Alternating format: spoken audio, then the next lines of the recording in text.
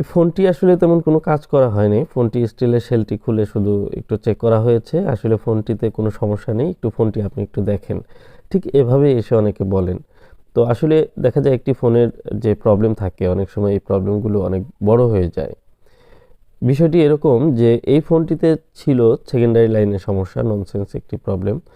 আর এ ধরনের প্রবলেম কিন্তু খুব সহজেই খুব সূক্ষ্মভাবে ফাইন্ড আউট করে সেগুলোকে সলভ করলে একদমই আগের মতো ফোনগুলো রিকভারি হয়ে যায়।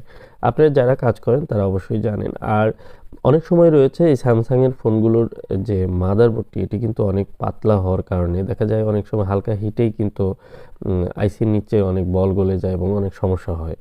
তো এই বিষয়গুলো অনেকেই আসলে বোঝার চেষ্টা করে না, যে কারণে দেখা যায় যে অপর পাশে স্টিলের শেলটি হিট দিয়ে খুলতে গিয়ে এই পাশে সিপিইউর নিচের লাইনগুলো সমস্যা হয়ে যায়।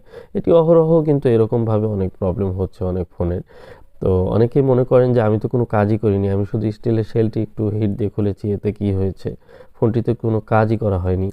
তো যা হোক, যথারীতি আমরা দেখা যায় এই ফোনগুলো পেয়ে আমরা কিন্তু স্বাভাবিকভাবেই কাজ করতে থাকি এবং যে ফল্টটি ফাইন্ড আউট হয় সেটি কিন্তু সলভ করার চেষ্টা করি। তো যেহেতু একটি ফ্রেশ ফোন, সেকেন্ডারি লাইনে শর্ট থাকার কারণে, একটি আইসি শর্ট থাকার কারণে কিন্তু ফোনটি ডেড কন্ডিশনে আছে। তো এটি খুবই সিম্পল যে প্রবলেমটি সলভ করলে ঠিক ফোনটি আগের মতো চলবে। তো যখনই প্রবলেমটি সলভ হলো এবং ফোনটি আমি রান করলাম, দেখি যে ফোনটিতে কোনো গ্রাফিক্স নেই।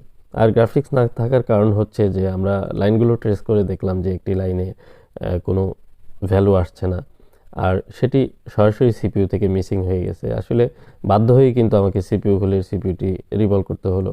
অনেক সময় দেখা যায় যে এই ফোনগুলোতে সাধারণত সিপিইউতে সমস্যা থাকে না, অন্য সমস্যা হয়।